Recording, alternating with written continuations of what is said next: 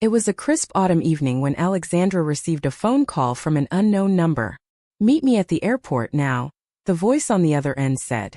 Alexandra's heart sank as she thought of her husband, James, and the argument they had at dinner that night. She rushed to the airport, her mind racing with worst-case scenarios. As she arrived at the airport, Alexandra saw James standing by the gate, a suitcase by his side. Her son, 8-year-old Jack, was beside him looking confused and scared. "What's going on?" Alexandra demanded, her voice shaking with rage. "I'm sorry, Alex," James said, avoiding eye contact. "I've met someone else. I love her, and I want to be with her." Alexandra's world came crashing down. She felt like she was trapped in a nightmare, unable to wake up. But that was just the beginning. As Alexandra tried to process her husband's words, she realized that Jack was missing. "Where's my son?" she screamed, her eyes scanning the airport. "I left him in the car," James replied nonchalantly. Alexandra's anger turned to panic as she rushed to the parking lot. That's when she saw Jack standing by the car, tears streaming down his face. But something was off. Why was he crying? And who was that woman standing behind him, smiling awkwardly? "This is my new mommy," Jack said, pointing at the woman. Alexandra's heart stopped. A new mommy? What did that even mean? Was James married to someone else? As the truth began to sink in, Alexandra felt like she was drowning in a sea of despair.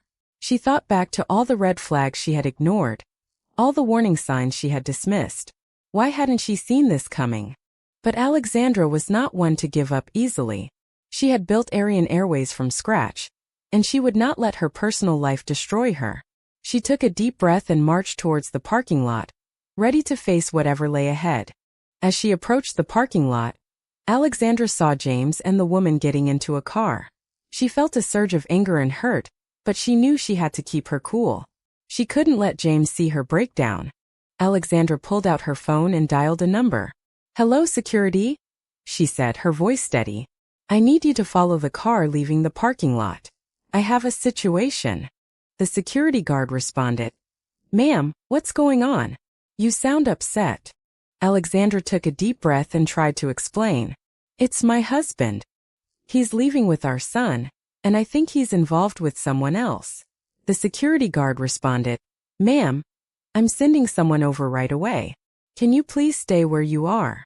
As the security guard promised to send someone, Alexandra felt a sense of relief wash over her.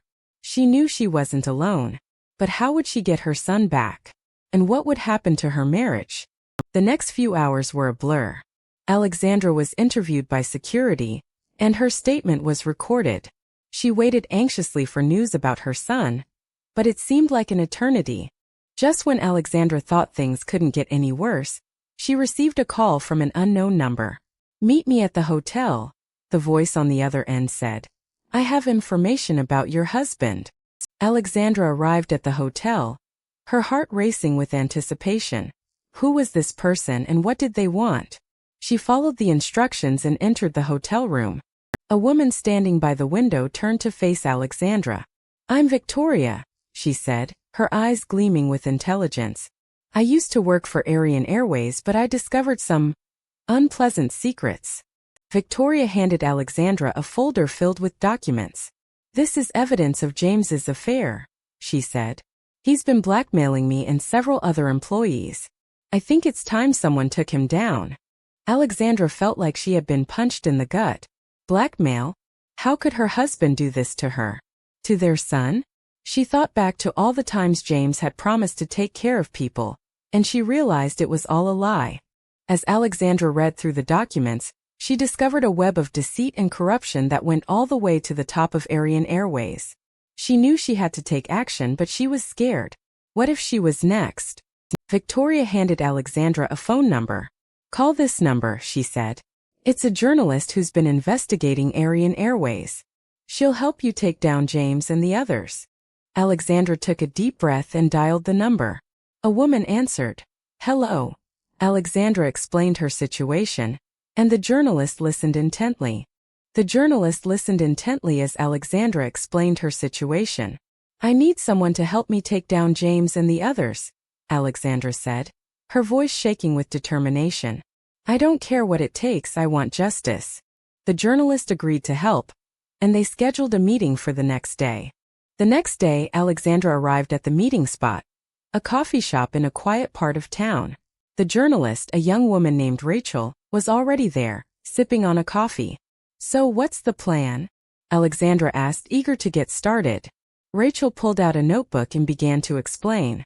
Rachel explained that they would need to gather evidence of James's wrongdoing, including the blackmailing and embezzlement. "We'll need to get into the Aerion Airways system," she said. "But that's going to be tricky. Do you have any connections?" Alexandra thought for a moment before responding. Alexandra explained that she had a former employee, a brilliant hacker named Max, who might be able to help them. "I can arrange a meeting," she said.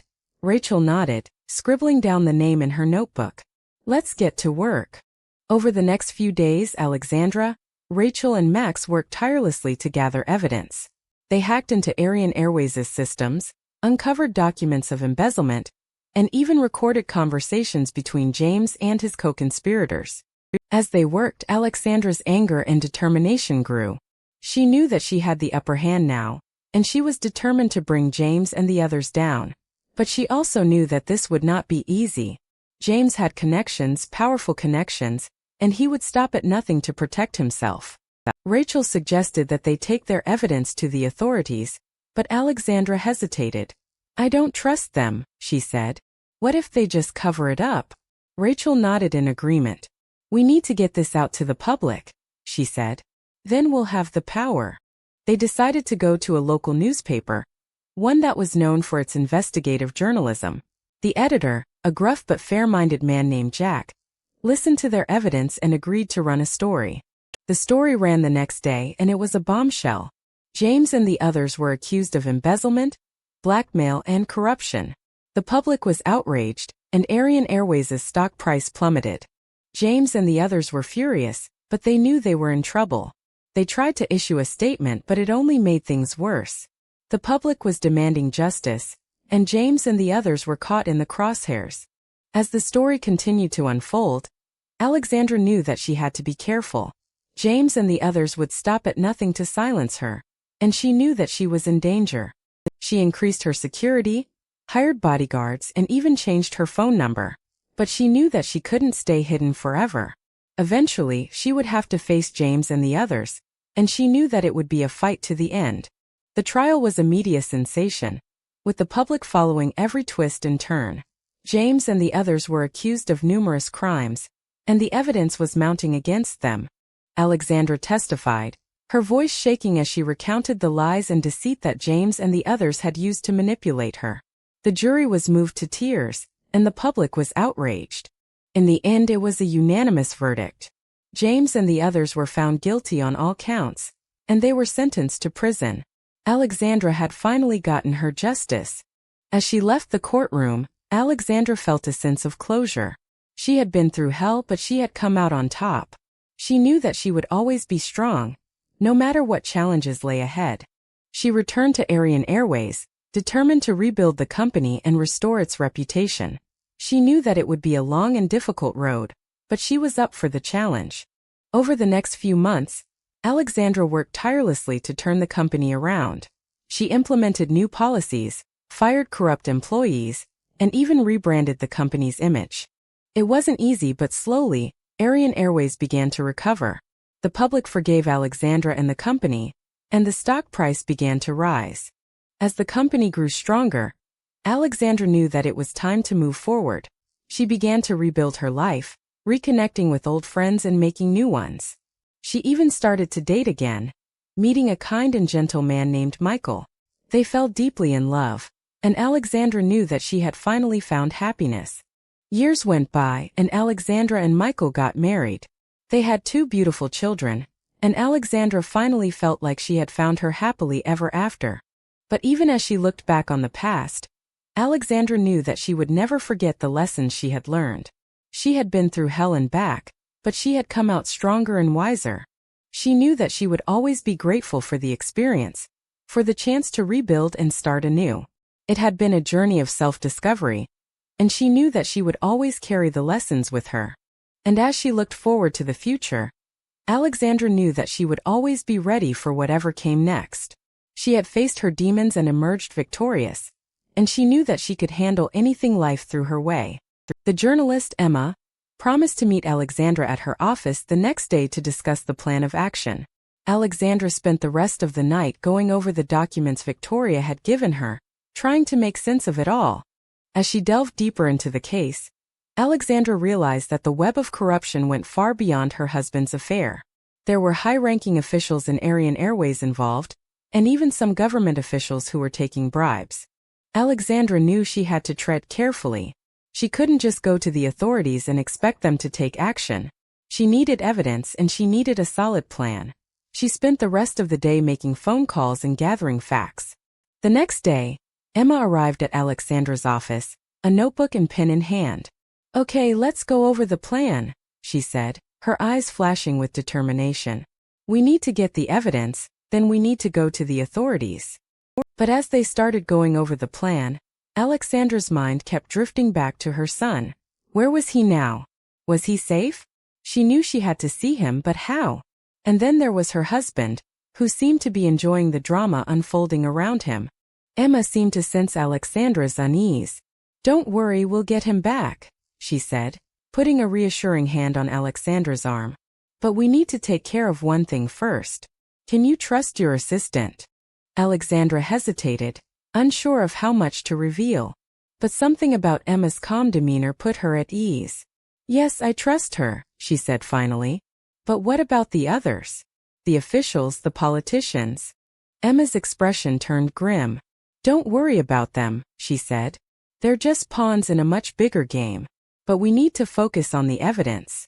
Can we trust your assistant to help us gather it?" Thanks for watching. If you want to see more of this story, be sure to like, comment, share, and subscribe. And if you have any suggestions for future stories, leave them in the comments below.